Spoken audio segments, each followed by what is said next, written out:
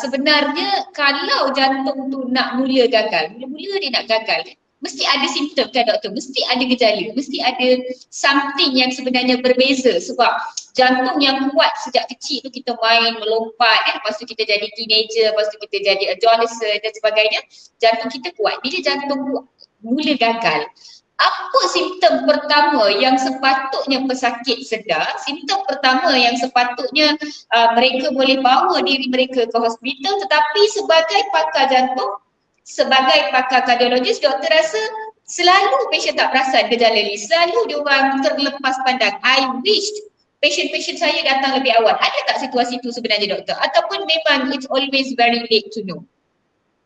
Okey, malangnya dalam Malaysia, situasi Malaysia, kebanyakan penyakit dia datang agak lewat atau sudah ada tanda-tanda yang sangat obvious. Ini kemungkinan besar dengan cara hidup, dengan perception Malaysia, sebab semua orang rasa mungkin ini saya letih, mungkin ini sebab umur, mungkin saya tak cukup tidur, mungkin benda yang lain. Tapi mereka tak pernah fikir mungkin ini jantung. So that's why bila dia ada tanda-tanda yang mula macam badan letih, tak mampu untuk buat kerja yang biasa boleh buat, tak mampu buat exercise yang biasa dia boleh buat, mereka tak pernah relatekan masalah ni dengan jantung. So that's why bila dia datang ke jumpa doktor, jantung sudah ada kegagalan, dia agak serius. So itu masalah paling besar untuk Malaysia. Dan satu lagi sebab Malaysia, majority Malaysia dia tak ada regular exercise, tak ada exercise yang setiap hari. So kebanyakan orang tak tahu apa yang mereka boleh buat atau mereka tak boleh buat. So kalau kita pada maintain exercise setiap hari, senanglah kita boleh buat rujukan. Mungkin last week saya boleh lari 1 kilometer, tapi sekarang saya hanya 200 meter pun sudah susah nafas. Okay, so you boleh buat compare. Kalau you tak pernah ada regular exercise, tak pernah ada jaga masalah ni, you takkan perasan tanda-tanda yang paling awal itu kelemahan, cepat letih. Okey, faham. So, itu ilmunya guys. Dr. Ng cakap, saya recap sikit. Dr. Ng cakap, kalau kita buat senaman setiap hari, kalau kita tahu amount tenaga kita ataupun stamina kita setiap hari, maka bila stamina tu berkurang, kita boleh sedar. Contohnya ya, bila kita duduk dekat rumah apartmen ataupun rumah flat, bila kita boleh naik tangga 3 tingkat, 4 tingkat, kita boleh naik dengan turun dengan okey tanpa semput, maka itu stamina biasa anda. Jadi bila setiap hari at least sekali anda mengambil tangga tersebut untuk kesihatan badan, contohnya dekat office dan sebagainya. Bila timbul datang satu ketika yang mana anda dah tak boleh dah naik tangga tu, rasa semput bila naik tangga semput, tingkat kedua dah penat, tingkat ketiga dah penat, jadi anda boleh sedar kenapa hari ni penat mungkinlah sebab semalam tak cukup tidur, lepas seminggu penat lagi, lepas 2 minggu penat lagi, maka anda akan sedar dengan awal bahawa stamina anda tak sama dengan sebelum. Itu yang apa yang Dr. maksudkan ya. Jadi mengenali badan kita, mengenali tahap kesihatan kita yang normal sangat-sangat membantu untuk kita kenal apabila kita tak sihat. Jadi tips pertama daripada doktor konsultan kardiologis yang bercita-cita nak jadi pelakon drama Korea malam ini, tips pertama daripada dia adalah kenali diri anda, kenali stamina anda. Alright, okay, thank you so much for the tips doktor. Saya rasa ilmu baru untuk saya sendiri because I mean as a doctor I know but dia macam tak klik tau dalam kita punya mind kan. So after doktor cakap baru saya fikir. Alright, move to the next question doktor. Yes, that is gejala yang awal. Tapi macam doktor kata ialah sedihnya kita orang pun sama macam doktor suka makan nasi lemak dan suka tak selalu exercise dan sebagainya.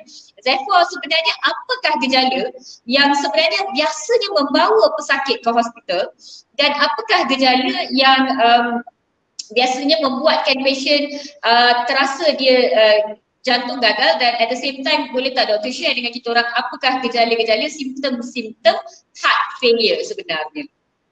Okey. Simptom-simptom heart failure ada banyak, dan paling penting ialah rasa kelemahan badan, rasa selalu letih, cepat letih, dan sampai bila kerja sikit dah susah nafas. Orang cakap bengar, cepat bengar, dan kaki bengkak. Kaki bengkak dia boleh start daripada tapak kaki ke naik ke atas, bawah lutut dia pun boleh bengkak, dan selalu batuk tanpa reason yang obvious lah, macam batuk semasa malam, semasa tidur, bila baring lurus dia terus batuk, atau susah nafas semasa malam, semasa tidur. Dan obviously aktiviti pun akan limited sebab kelemahan badan dan ataupun susah nafas. Semua ni tanda-tanda. So biasa dalam kecemasan kita selalu nampak malangnya banyak pesakit dia sudah kumpul semua tanda-tanda ni sampai ke tahap yang sangat serius baru datang, macam dia dah cungap sangat, perlu oksigen yang lebih, ataupun paru-paru sudah berisi dengan air, penuh dengan air, ataupun bengkak kaki dia sampai ke punggung dia, sampai ke private part dia, itu sampai tahap yang sangat serius. Kalau tunggu lagi akan sangat bahaya. Pesakit mungkin perlu oksigen yang lagi invasif, macam masuk tube ke dalam paru-paru. So itu dah jadi tahap yang sangat serius. So kita ada banyak jenis patient, tapi malangnya semua orang dah kumpul cukup kuota baru datang.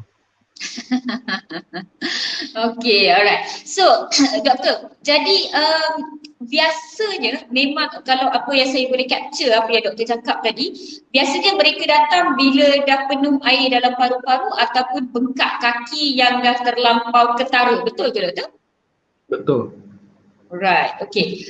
So kepada semua viewers pada malam ini dan kepada anda semua di luar sana, jangan lupa untuk ingatkan diri sendiri dan juga ingatkan kepada ahli keluarga, rakan-rakan, jiran, tetangga, office mates dan sebagainya, ya. Batuk bukan normal guys. Kadang-kadang kalau batuk tu berpanjangan, tolonglah periksa jantung ke, paru-paru ke, tekak ke, kita kena periksa. Dan bengkak kaki, biasa pesakit saya sendiri kalau datang emergency department ya doktor, biasanya bengkak kaki ni dah berurut dulu. Dah beli minyak, macam-macam minyak dulu, paling kurang 3-4 minyak, 5-6 minyak dulu dah beli, dah pergi macam-macam perawatan alternatif yang lain. Dan yang paling penting sekali the classic, most classic one, kalau kaki bengkak dua-dua belah, biasanya mereka akan cari traditional healer ataupun bomoh dulu, tak kisah daripada bangsa mana, sebab dia rasa kena buatan orang. Okey, tak apalah, saya selalu cakap macam ni, you all nak berawat secara tradisional pun tak apalah, kalau you all percaya go ahead, tapi datanglah jumpa doktor juga dulu. Biasanya kan doktor, diorang datang ER sebab kaki bengkak ni dengan kita panggil edema kan, sebab air tu nak buat x-ray je, dia nak buat x-ray je sebenarnya, tapi kita akan jumpa sama ada dia jantung gagal ataupun doktor tahulah another differential diagnosis is kidney failure lah. So the moment kita nampak kaki tu as an MO, I'll be like, oh my god, you know, that kind of thing. Alright, very interesting topic. Jadi ramai yang hi HK Hajah Rose Dapur Mama daripada Brunei Darussalam, Dr. You have got people from Brunei watching us tonight. Thank you so much guys.